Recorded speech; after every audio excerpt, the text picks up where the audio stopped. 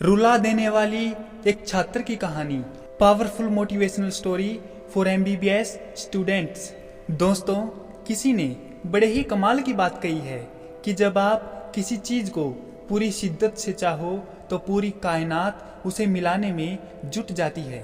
दोस्तों, आज मैं एक ऐसे स्टूडेंट के बारे में बताने जा रहा हूँ जिसने अपने पिताजी के सपनों को पूरा करने के लिए खुद को पढ़ाई में झोंक दिया।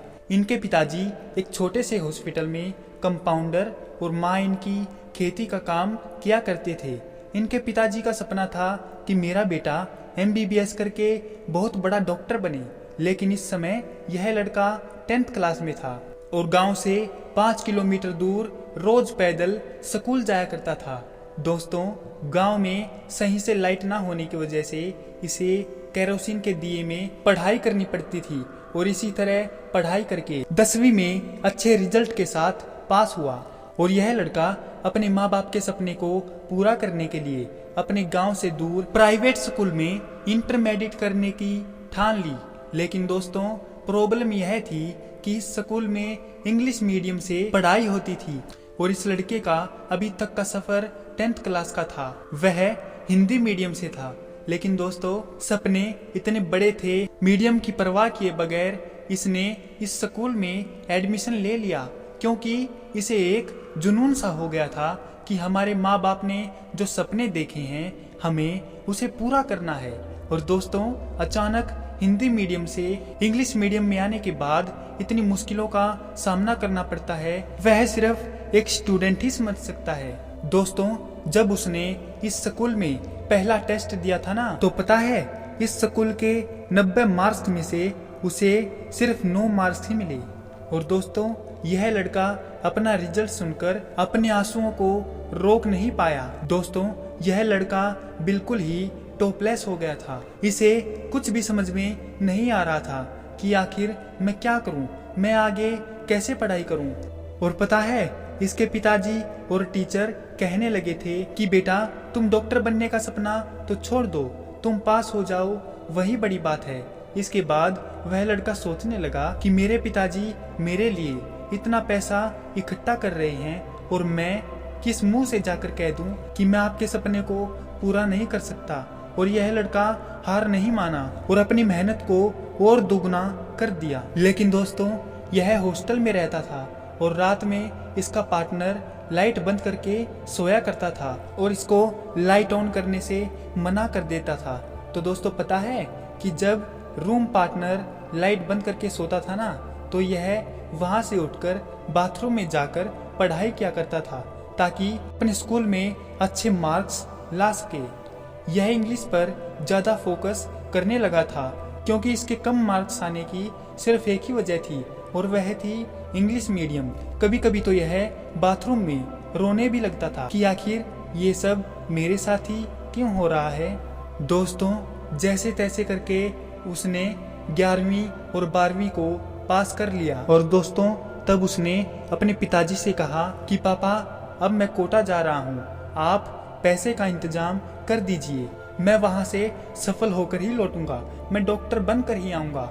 और यह लड़का कोटा चला जाता है और एक अच्छे से कोचिंग सेंटर में मेडिकल एंट्रेंस एग्जाम की तैयारी करने के लिए एडमिशन ले लेता है।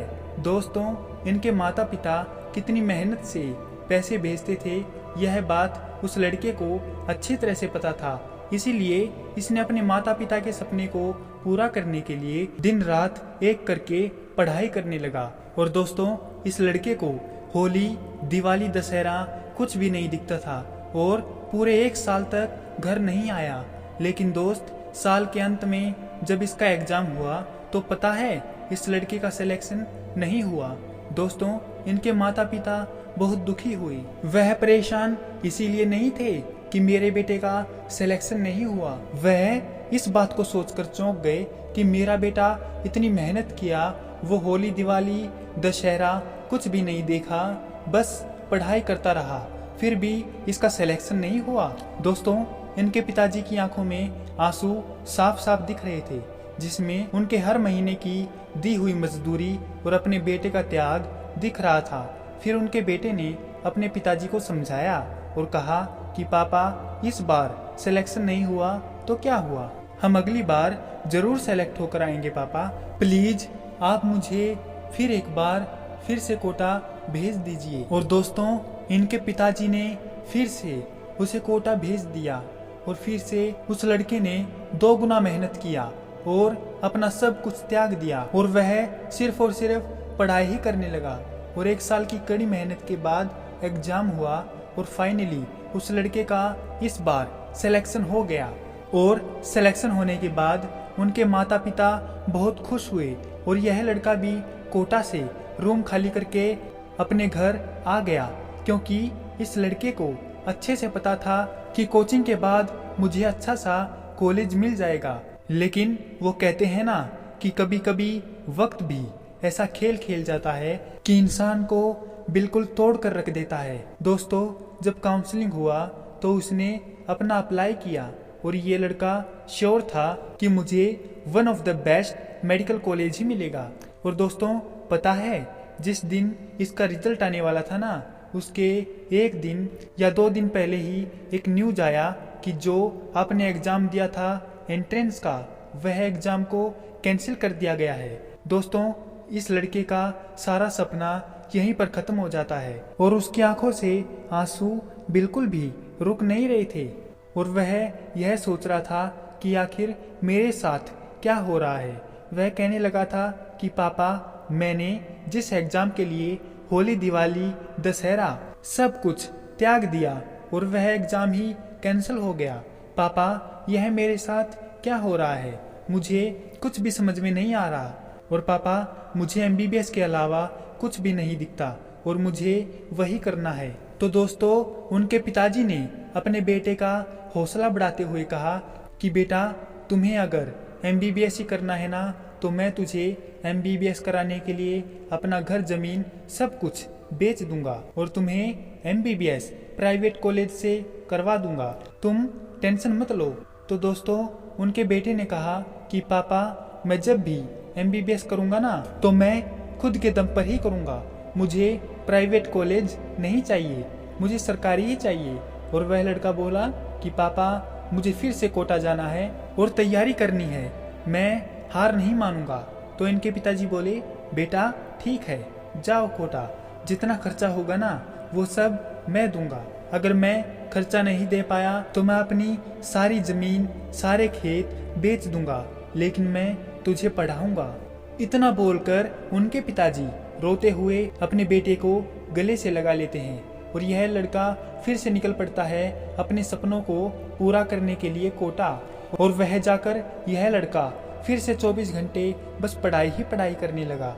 इसका उठना बैठना सब कुछ किताबों के साथ ही शुरू होता था और किताबों से ही खत्म होता था। यह लड़का पढ़ाई में इतना बिजी हो गया था कि दिवाली के दिन भी इसे पता नहीं था कि आज दिवाली है।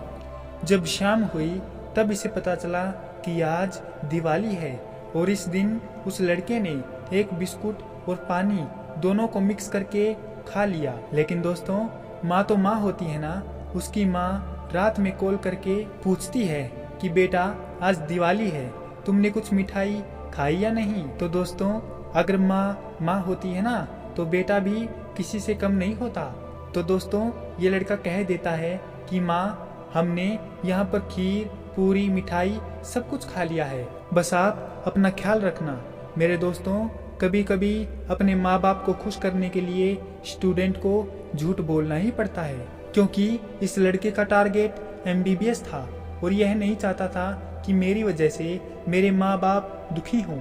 और दोस्तों, फिर से 1 साल के अंत में इस लड़के का एग्जाम हुआ और इस बार फिर से इसका सिलेक्शन हो गया और फिर से यह लड़का खुश हो गया और इनके माँ बाप भी बहुत खुश हुए। और इस बार यह लड़का बिल्कुल श्योर था कि अब मेरा सपना पूरा हो गया और इस बार यह लड़का बिल्कुल श्योर था कि अब मेरा सिलेक्शन होने से कोई नहीं रोक सकता, मुझे अच्छे कॉलेज मिल जाएंगे। लेकिन दोस्तों, भगवान भी परीक्षा उसी से लेता है जो बिल्कुल पहले से टूट गया हो। दोस्तों, फिर से जब फाइनल काउंसलिंग का रिजल्ट आने वाला था तो इसके कुछ दिन पहले ही कोर्ट का आदेश आता है कि जो एंट्रेंस एग्जाम कंडक्ट हुआ था उसे फिर से कैंसिल किया जा रहा है। दोस्तों मैं आपको क्या बताऊं, इस बात को सुनकर वह लड़का अंदर से बिल्कुल ही टूट गया था और साथ ही साथ अपने बेटे की मेहनत और त्याग को देखकर इनके माता पिता के भी आंसू रुक नहीं रहे थे। लेकिन दोस्तों इनके बेटे को सब कुछ पता था कि माँ बाप अब रोने लगे हैं और एक माँ बाप की आंखों में आंसू एक बेटा कभी बर्दाश्त नहीं कर सकता। उनके बेटे ने तुरंत कहा कि पापा आप टेंशन ना लीजिए, मैं वादा करता हूँ कि आपके आज के हर एक आंसू का बदला जरूर लूंगा और मैं डॉक्टर बनकर ही छोड़ूंगा। पापा बस आप अपने बेटे से भरोसा मत खोइएगा। दोस्तों इतना कहकर वो लड़का उसी दिन कोटा जाने के लिए रेडी हो गया और वह घर से कोटा चला गया। ठीक 1 महीने के बाद वापस से एग्जाम होने वाले थे और यह लड़के ने एग्जाम दिए और वह कहते हैं ना कि मेहनत के आगे किस्मत की इतनी औकात नहीं कि वह आपको सफल होने से रोक सके। दोस्तों जब इसका रिजल्ट आया ना तो पता है इसकी रैंक क्या थी? रैंक थी ऑल इंडिया रैंक 569। दोस्तों फाइनली उसका सिलेक्शन हो गया। अब इसकी माता पिता की आंखों से बिल्कुल खुशी के आंसू निकल रहे थे और कहने लगे कि बेटा तेरी जगह पर अगर कोई और होता ना तो वह हार मानकर दूसरा काम कर रहा होता, लेकिन आज जो तुमने करके दिखाया है ना उससे तुम्हारे पिताजी का सर ऊंचा हो गया बेटा। I proud of you. तो दोस्तों इस कहानी से सीखने वाली बात यह है कि कभी भी असफलताओं से घबराकर हार मत मानिएगा, क्योंकि आज अगर यह लड़का हार मान लिया होता तो शायद यह अपने पिताजी से आई प्राउड ऑफ यू शब्द नहीं सुन पाता। तो दोस्तों उम्मीद करते हैं आपको हमारी स्टोरी समझ में आई होगी और आप भी जिंदगी में कभी भी हार नहीं मानेंगे। हम उम्मीद करते हैं कि आप सफलताओं के उस शिखर पर पहुंचे जहां पर सारी दुनिया आपके सामने छोटी लगे। अगर आपको हमारी ये वीडियो पसंद आई हो तो इस वीडियो को लाइक और सब्सक्राइब जरूर करें। आपका हमारी वीडियो देखने के लिए बहुत बहुत धन्यवाद और शुक्रिया।